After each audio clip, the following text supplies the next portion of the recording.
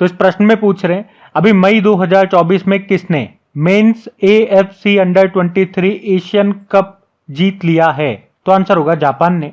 यहां हम बात कर रहे हैं men's AFC under 23 Asian cup 2024 की, जो कि इस बार इसका 6वां संस्करण था। ये 15 अप्रैल से लेकर 3 मई 2024 तक हुआ। कहां पे? कतर के दोहा में। और याद रखना ये टूर्नामेंट हर 2 साल में होता है। तो अभी वाला जो टूर्नामेंट हुआ, जो इसका 6वां संस्करण था, उसको जापान ने जीता। जापान ने दूसरी बार ये खिताब जीता है। इससे पहले 2016 में ये जीता था। और इसमें उप विजेता कौन रहा? उज्बेकिस्तान। आपको बता दूं ये चैंपियनशिप पहली बार 2013 में हुई थी ओमान में, उसको इराक ने जीता था। और अभी लास्ट टाइम 2022 में सऊदी अरब विजेता रहा था। और अभी वर्तमान में 2024 में जापान विजेता रहा है। ये एक फुटबॉल टूर्नामेंट है। तो इस प्रश्न में आपसे पूछ रहे हैं अभी मई 2024 में थॉमस कप को किसने जीत लिया है? तो ये इंपॉर्टेंट क्वेश्चन मार्क करना, और क्यों इंपॉर्टेंट है वो भी मैं आपको बताऊंगा। तो इसका तो उत्तर होगा चाइना ने। अच्छा, पहले तो आपको ये पता करना होगा या ये जान ले आप कि थॉमस कप का संबंध किससे है? तो बैडमिंटन से है। पुरुषों का बैडमिंटन टूर्नामेंट है ये। और एक होता है उबेर कप, वो महिलाओं का बैडमिंटन टूर्नामेंट होता है। दोनों की इस प्रश्न में हम बात करेंगे, क्योंकि अभी ये दोनों ही हुए हैं। कहां पे हुए दोनों? चाइना के चेंगदू में हुए हैं। 27 अप्रैल से लेकर 5 मई तक हुए। और ये मोस्ट इंपॉर्टेंट क्वेश्चन इस कारण से भी हो जाता है क्योंकि हर 2 साल में ये होता है। तो लास्ट टाइम 2022 में हुआ था और अब 2024 में हुआ, तो इंपॉर्टेंट है। बात करें किसने जीता, तो थॉमस कप की अगर पहले बात करते हैं तो थॉमस कप को चाइना ने जीत लिया है। आपको बता दूं चाइना का ये 11वां खिताब है। 11वीं बार थॉमस कप को जीत चुका है चाइना। किसे हराया? इंडोनेशिया को। आपको मैं याद दिला दूं जो लास्ट वाला हुआ था 2022 में जो हुआ था, उसको भारत ने जीता था। थॉमस कप 2022 वाला आपको याद भी होगा, भारत विजेता रहा था। और भारत ने वो पहली और आखिरी बार ही थॉमस कप जीता था, 2022 वाला संस्करण जो हुआ था। उबेर कप की हम बात करते हैं। हमने कहा महिलाओं का बैडमिंटन टूर्नामेंट है ये। इसको भी चाइना ने ही जीता है। चाइना ने 16वीं बार ये उबेर कप को जीता है। इसमें भी चाइना ने किसको हराया? इंडोनेशिया को हराया है। और भारत ने आज तक उबेर कप को एक बार भी नहीं जीता, ये भी मैं आपको बता दूं। तो देखो ये आपके लिए बड़ा आसान हो गया। थॉमस कप पूछे एग्जाम में या उबेर कप पूछे, आपको ये तो बताइए थॉमस कप, दोनों का संबंध तो बैडमिंटन से है, लेकिन थॉमस कप ये पुरुषों का बैडमिंटन टूर्नामेंट, उबेर कप महिलाओं का बैडमिंटन टूर्नामेंट है। इस बार पूछे कहां पे हुआ? चाइना के चेंगदू में हुआ। पूछे दोनों में से कोई सा भी किसने जीता, तो चाइना ने जीते हैं दोनों। किसको हराया? दोनों ने इंडोनेशिया को हराया है। तो याद रखना आसान रहेगा। आपको मैं लगे हाथ ये भी बता दूं कि अब जो अगले वाले थॉमस और उबेर कप होंगे ये 1 साल बाद होंगे ना, यानी कि 2026 में होंगे, वो डेनमार्क में होंगे। वैसे ऑलरेडी ये मैं आपको पहले भी बता चुका। फिर आपसे पूछ रहे हैं अभी हाल ही में आईसीसी ने T20 मेंस वर्ल्ड कप 2024 के लिए किस भारतीय को मैच रेफरी नियुक्त किया है? तो आंसर होगा जवागल श्रीनाथ को। तो देखो अभी आईसीसी ने T20 मेंस वर्ल्ड कप 2024 के लिए भारत के पूर्व तेज गेंदबाज रहे जवागल श्रीनाथ को मैच रेफरी के रूप में नियुक्त किया है। मैं आपको ये बता दूं इसमें आईसीसी ने 6 मैच रेफरियों को चुना है, उसमें से ये एक भारतीय हो गए। इसके अलावा 20 अंपायरों को चुना है और उसमें भी 2 भारतीय शामिल हैं। कौन कौन? नितिन मेनन और जया रमन मदन गोपाल। अच्छा, ICC T20 mains world cup 2024 अभी तो ये शुरू भी नहीं हुआ। इससे पहले हमने कई सारे प्रश्न पढ़ लिए इससे। एक बार मैं आपको सारे रिवाइज करा दूं कि हमने क्या क्या पढ़ा। एक तो ये याद रखना इस बार इसका ये नवा एडिशन है। 1 से लेके 29 जून 2024 तक ये होगा। कहां पे होगा? ये याद रखना अमेरिका और वेस्ट इंडीज में होगा। इस बार कनाडा, युगांडा और अमेरिका की टीमें पहली बार हिस्सा ले रही हैं। पहली बार ही टोटल 20 टीमें खेल रही हैं। और इस बार 3 जनों को इसका ब्रांड एम्बेसडर बनाया गया, युवराज सिंह, क्रिस गेल और उसेन बोल्ट को। अभी ऑफिशियल थीम भी लॉन्च कर दिया गया, उसका नाम है out of this world.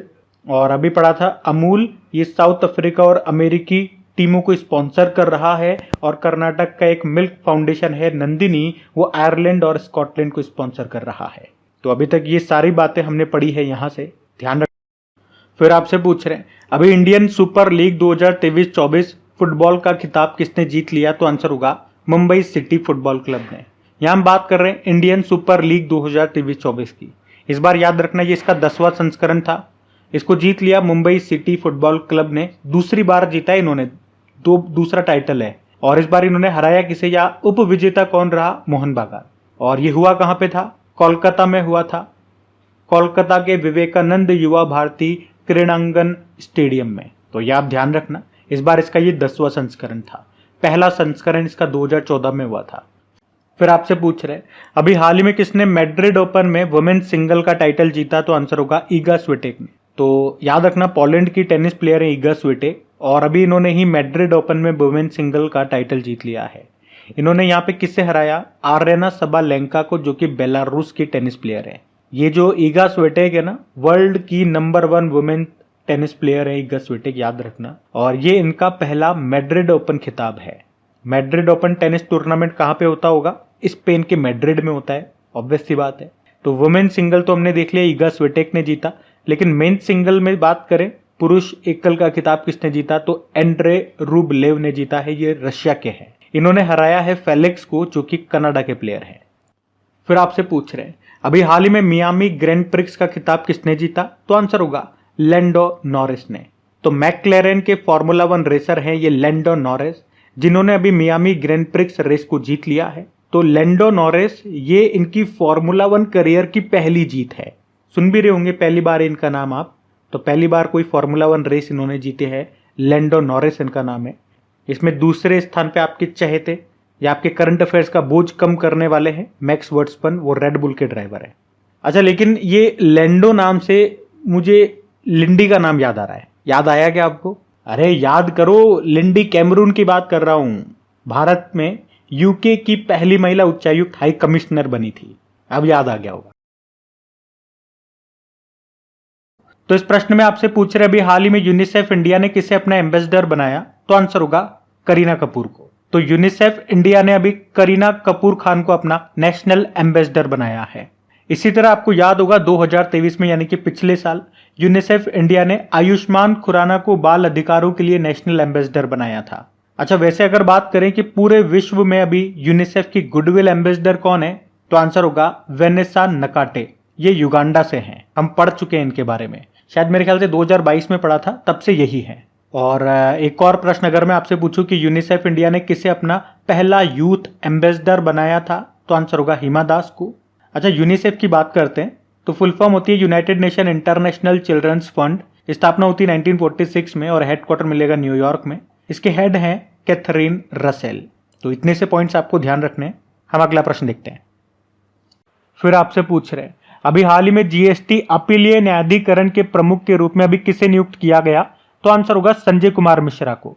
Sanjay Kumar Mishra ये झारखंड हाईकोर्ट के पूर्व चीफ जस्टिस भी रह चुके हैं और अभी इनको जीएसटी अपीलेट ट्रिब्यूनल यानी कि जीएसटी अपीलीय न्यायाधिकरण का अध्यक्ष बनाया गया है। तो ये जो ट्रिब्यूनल है ये काम क्या करता है, इसका उद्देश्य क्या है, तो जीएसटी से संबंधित विवादों को कुशलता पूर्वक हल करने में ये मदद करता है।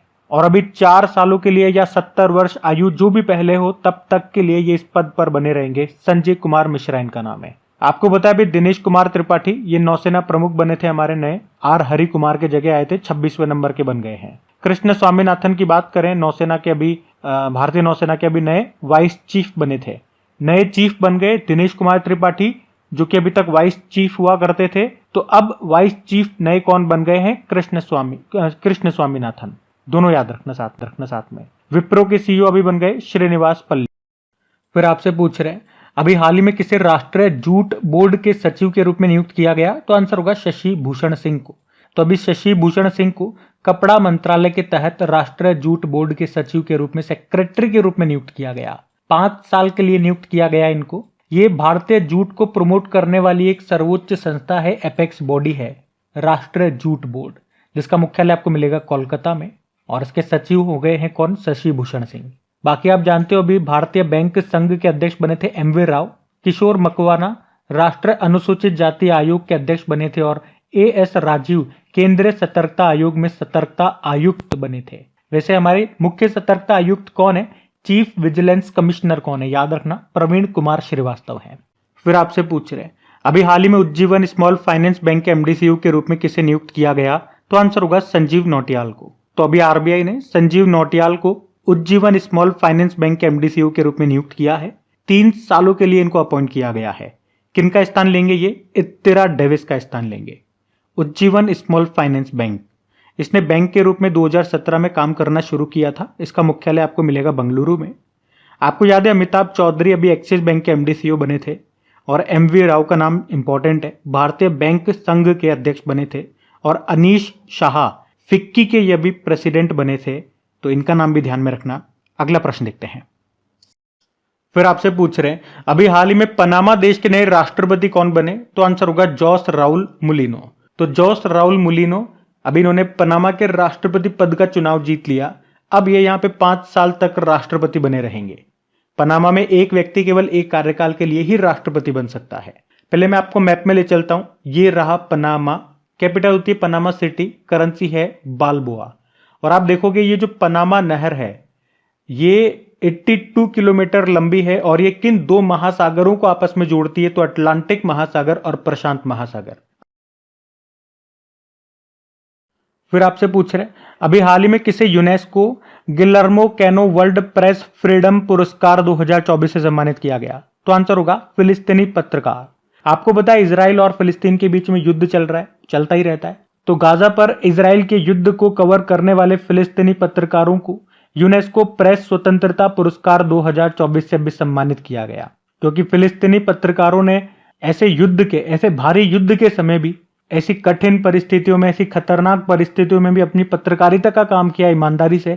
आप तक न्यूज पहुंचाई, दुनिया तक न्यूज पहुंचाई कि ये चल रहा है, वहां पे ये इतने तबाह हो गए, ये गिर गया, इतने लोग मर गए। और हो सकता है उनके ऊपर भी पत्रकारिता के समय कई मिसाइलें गिरी हो, कई बम फटे और कई पत्रकार मारे गए, ऐसा हुआ है असली में। लेकिन फिर भी उसके डर से, बम फटने के डर से कि उनके ऊपर मिसाइल गिर जाएगी, इस डर से उन्होंने पत्रकारिता खत्म नहीं की। चुपचाप घर पे जाकर के नहीं बैठे, वो भाग नहीं गए, मैदान में उतरे, उन्होंने अपना काम किया और हम सब तक न्यूज पहुंचाई।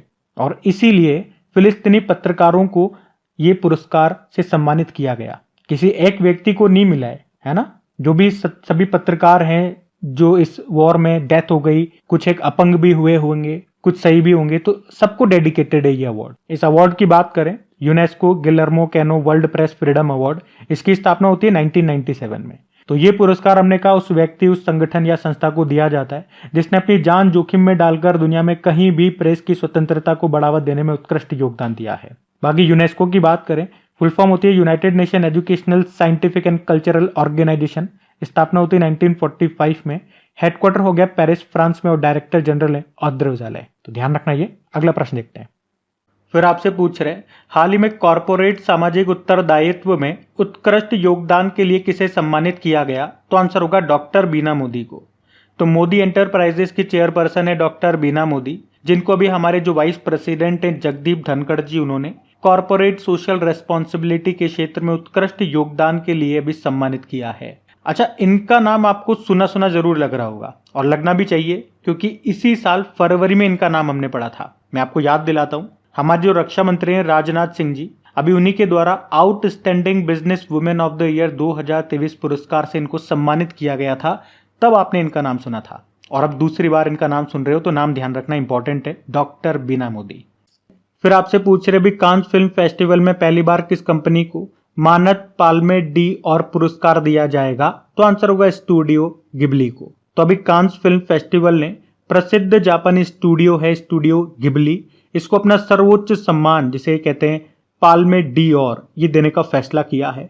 और ये इंपॉर्टेंट इसलिए हो जाता है क्योंकि पहली बार ऐसा होगा जब कांस ने अपना प्रतिष्ठित लाइफ टाइम अचीवमेंट अवार्ड जिसे ये कहते हैं मानद पाल्मे डी और, इसे किसी कंपनी को देने का फैसला किया है। ये जापान की है स्टूडियो गिबली, क्योंकि अभी तक ये जो अवार्ड है ये किसी व्यक्ति को ही दिया जाता था, चाहे वो पुरुष हो चाहे महिला हो, लेकिन पहली बार किसी कंपनी को दिया जाएगा, तो इसीलिए प्रश्न इंपॉर्टेंट हो जाता है। वैसे इस साल ये अवार्ड 3 जनों को मिल रहा है, जिसमें से एक तो ये संस्था हो गई, कंपनी बोल दो संस्था बोल दो, स्टूडियो गिबली मैंने आपको बता दिया जापान का है। इसके अलावा 2 इंसानों को भी दिया जा रहा है। एक है मेरिल स्ट्रीप, ये अमेरिकन एक्ट्रेस हैं, और आपको इनके बारे में बता दूं कि इन्होंने 1989 में कांस फिल्म फेस्टिवल में ही बेस्ट एक्ट्रेस का अवार्ड भी जीता था, और अब जाकर के इनको यहाँ का जो सर्वोच्च सम्मान जिसे पाल्मे डी और कहते हैं वो अब इनको मिल रहा है। और एक और व्यक्ति हैं, इनके बारे में तो मैं पहले भी आपको बता चुका हूं, जॉर्ज लुकास इनका नाम है, ये अमेरिकन फिल्म मेकर है, तो इनको भी ये पुरस्कार मिल रहा है। तो मैंने कहा ना 3 जनों को मिल रहा है, जिसमें से 2 व्यक्ति हैं और एक कंपनी है, तो ये आप ध्यान में रखना।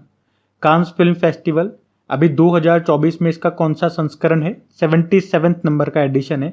कहां पे होता है ये हर साल? फ्रांस में होता है। फिर आपसे पूछ रहे हैं अभी हाल ही में अंतरराष्ट्रीय तेंदुआ दिवस कब मनाया गया, तो आंसर होगा 3 मई को। बात कर रहे हैं इंटरनेशनल लेपर्ड डे की, अंतरराष्ट्रीय तेंदुआ दिवस ये 3 मई को मनाते हैं, याद रखना है। और तेंदुए का जूलॉजिकल नेम क्या है, पैंथेरा पार्डस है। फिर आपसे पूछ रहे हैं अभी हाल ही में नेशनल कोल माइनर्स डे ये कब मनाया गया, तो आंसर होगा 4 मई को। हर साल 4 मई को राष्ट्रीय कोयला खनिक दिवस के रूप में मनाते हैं। तो कोयला खनिकों के प्रयासों को पहचानने और उनकी सराहना करने के लिए भारत में हर साल ये 4 मई को कोयला खनिक दिवस के रूप में मनाया जाता है। 4 मई को ही क्यों मनाते हैं, तो भारत में पहली अंडरग्राउंड कोल माइन का उद्घाटन किया गया था रानीगंज पश्चिम बंगाल में 4 मई 1907 में, इसीलिए 4 मई को मनाते हैं। वैसे आपको बता दूं दुनिया की पहली कोल माइन ये स्कॉटलैंड में शुरू हुई थी 1575 में। अच्छा, 4 मई को एक और दिवस याद रखना, इंटरनेशनल फायर फाइटर्स डे, अंतरराष्ट्रीय अग्निशामक दिवस। फिर आपसे पूछ रहे हैं अभी हाल ही में किसने दुर्गा 2 का सफल परीक्षण किया, तो आंसर होगा डीआरडीओ ने। आपको याद हो तो ये प्रश्न हम पहले भी पढ़ चुके हैं, जनवरी फरवरी में पढ़ा था शायद। तब हमने पढ़ा था कि डीआरडीओ इसको लॉन्च करेगा, इसका परीक्षण करेगा, और अभी इसने ऐसा कर दिया है। देखो दुर्गा का मतलब क्या हो गया, इसकी फुल फॉर्म भी देख लो, डायरेक्शनल अनरेस्ट्रिक्टेड रे गन एरे। तो इसको डीआरडीओ ने बनाया है। ये 100 किलोवाट पावर का light weight directed energy weapon है। वैसे सिंपल सा आपको समझ में आ रहा होगा। इस मशीन से एक लेजर लाइट निकलेगी, एक लेजर बीम निकलेगी जो हाई इंटेंसिटी वाली एनर्जी होगी, और उसके बीच में उसके रास्ते में जो भी आएगा, चाहे ड्रोन आएगा चाहे मिसाइल आएगा, वो वहीं पे कट के तबाह हो जाएगा। बहुत सारी मूवीज वगैरह में तो आपने ऑलरेडी देखा होगा जो लेजर वेपन्स होते हैं, और ऐसा कहा जा रहा है यही हमारे फ्यूचर वेपन्स भी हैं, हथियार, भविष्य के हथियार। और हमारे पास ही नहीं है, कई और देशों के पास ऑलरेडी ये हथियार हैं, जैसे कि Russia, France, Germany, China, Israel, America वगैरह के पास। अच्छा, अभी आपको याद हो कुछ समय पहले ब्रिटेन ने अपना लेजर वेपन का सफल परीक्षण किया था, उसका नाम उसने रखा था ड्रैगन फायर। फिर आपसे पूछ रहे अभी हाल ही में पहला स्वदेशी बम वर्षक मानव रहित विमान जिसका नाम है FWD-200B, इसका अनावरण कहां पे किया गया, तो आंसर होगा बेंगलुरु में। तो बेंगलुरु की ही एक defence and aerospace technology firm है, एक कंपनी है जिसका नाम है फ्लाइंग वेज डिफेंस, और इन्होंने अभी पहला स्वदेशी बम वर्षक मानव रहित ड्रोन, यानी कि आप कह दो बॉम्बर यूएवी मतलब यही हो गया अनमेन्ड एयर व्हीकल यानी कि ड्रोन, इसको लॉन्च किया है। मतलब ये क्या करेगा, बम की वर्षा करेगा, बम फेंकेगा, जिसका नाम है FWD-200B। और यहाँ पे इसकी तुलना अमेरिका के प्रीडेटर बॉम्बर ड्रोन से की जा रही है, जो कि इसके मुकाबले 10 गुना ज्यादा महंगा है। वो 250 करोड़ रुपए का आता है और ये 25 करोड़ रुपए का है। इसमें बताया गया ये 100 किलोग्राम तक का पेलोड ले जा सकता है। इसकी मैक्सिमम स्पीड 370 किलोमीटर प्रति घंटा हो सकती है, और जमीन से 200 किलोमीटर की ऊंचाई तक इसे कंट्रोल किया जा सकता है। ये कुछ इसकी खासियतें बताई गई। फिर आपसे पूछ रहे हैं अभी हाल ही में जारी विश्व प्रेस स्वतंत्रता सूचकांक 2024 में भारत कौन से स्थान पर है, तो आंसर होगा 159। तो एक्चुअल में ये जो सूचकांक है, ये जो इंडेक्स है, ये बताता है कि किस देश में जो वहां की जो प्रेस है उसको कितनी आजादी है, उसको कितनी स्वतंत्रता है अपना काम करने की, और इसी आधार पर यह इंडेक्स तैयार किया जाता है। इसको जारी कौन करता है, रिपोर्टर्स विदाउट बॉर्डर इसको जारी करता है, जिसका मुख्यालय आपको फ्रांस में मिलेगा। रैंकिंग में आते हैं तो भारत की रैंक इसमें 159 है 180 देशों में से, और आप नोटिस करोगे लास्ट ईयर भारत की रैंक इस इंडेक्स में 161 थी। तो आप देखोगे चाहे थोड़ा सा ही सही, लेकिन इंप्रूवमेंट देखने को मिला है भारत का इस इंडेक्स में, ये अच्छी। बस 2-3 फैक्ट आप याद रखना कि इंडेक्स क्या है। वर्ल्ड प्रेस फ्रीडम इंडेक्स 2024 की हम बात कर रहे हैं। भारत की रैंक 159 है 180 देशों में से है, और इसमें टॉप पर नॉर्वे है, सेकंड पे डेनमार्क और तीसरे पे स्वीडन है। सबसे आखिरी का भी ध्यान रख लो, 180 पे स्थान पे कौन बताया गया, इरिट्रिया को बताया गया है। 2024 में इस इंडेक्स का ये 22वां संस्करण है। लास्ट ईयर क्या रैंकिंग थी मैंने आपको बता दिया, भारत 161 पे था, टॉप पे नॉर्वे था। अभी आपको याद है वर्ल्ड प्रेस फ्रीडम डे हमने मनाया था 3 मई को। फिर आपसे पूछ रहे अभी हाल ही में भारतीय सेना और पुनीत बालन समूह ने कहां पर पहले संविधान पार्क का उद्घाटन किया, तो आंसर होगा पुणे में। तो अभी भारतीय सेना और पुनीत बालन ग्रुप ने मिलकर के पहले संविधान पार्क को बनाया है, कहां पर, पुणे महाराष्ट्र में, जिसका उद्घाटन किया अभी दक्षिणी कमान के general officer commanding in chief Ajay Kumar Singh ने। तो ये संविधान पार्क संविधान के संस्थापक नेताओं को एक श्रद्धांजलि है। भारतीय संविधान की हम बात करें तो ये दुनिया का सबसे लंबा लिखित संविधान है। इसे 26 नवंबर 1949 को संविधान सभा के द्वारा अपनाया गया था और लागू हुआ था 26 जनवरी 1950 को। इसीलिए आप रिपब्लिक डे 26 जनवरी को मनाते हो। और ये कितने समय में बनकर तैयार हुआ? तो 2 वर्ष 11 महीने और 18 दिनों में। और संविधान दिवस ये आप जानते हो 26 नवंबर को मनाते हैं। याद रखना, इसी को राष्ट्रीय कानून दिवस के रूप में भी मनाते हैं। ये प्रश्न एग्जाम में आया था। तो अक्सर स्टूडेंट को याद होता है संविधान दिवस, लेकिन प्रश्न पूछा था राष्ट्रीय कानून दिवस, नेशनल लॉ डे, 26 नवंबर, इसी को बोलते हैं।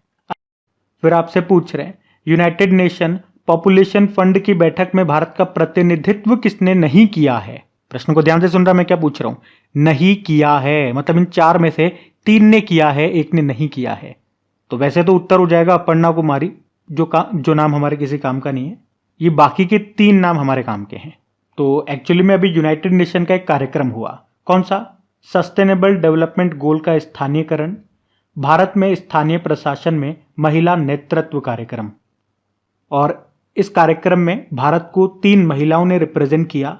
वो 3 महिलाओं के नाम ही हमारे लिए इंपॉर्टेंट है और कहां से बिलोंग करती हैं वो इंपॉर्टेंट है। जैसे कि नीरू यादव, ये राजस्थान के झुंझुनू से हैं और हॉकी वाली सरपंच के नाम से ये बड़ी फेमस है।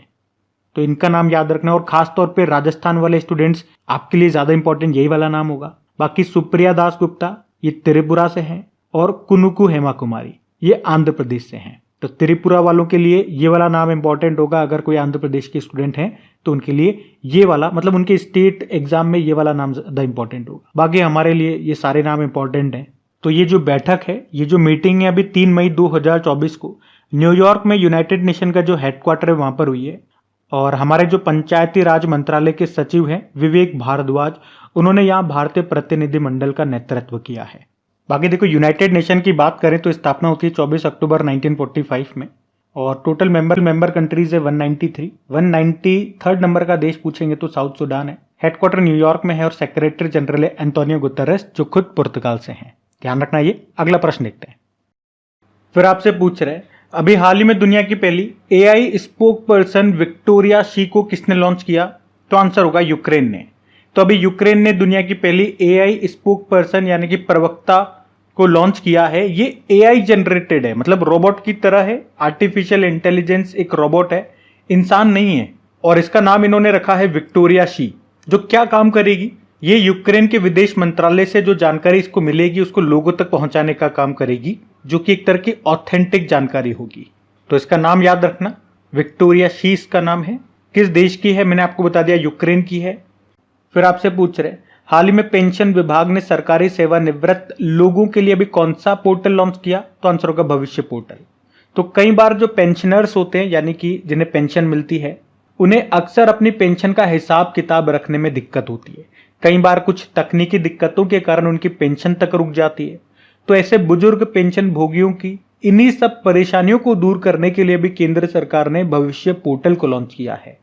और इस पोर्टल की शुरुआत की है बैंक ऑफ इंडिया के साथ में, ये पॉइंट ध्यान रखना। पर वो सभी पेंशनर्स जिनकी pension state bank of India, bank of Baroda, Punjab national bank और कैनरा बैंक के बैंक अकाउंट में आती है, वो भी इस पोर्टल को यूज कर सकते हैं।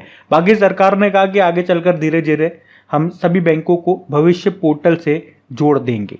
लेकिन अभी अगर प्रश्न के हिसाब से पूछेंगे, एग्जाम के हिसाब से, तो पूछा जा सकता है कि भविष्य पोर्टल को अभी किस बैंक के साथ लॉन्च किया गया? तो बैंक ऑफ इंडिया मैंने आपको बताया।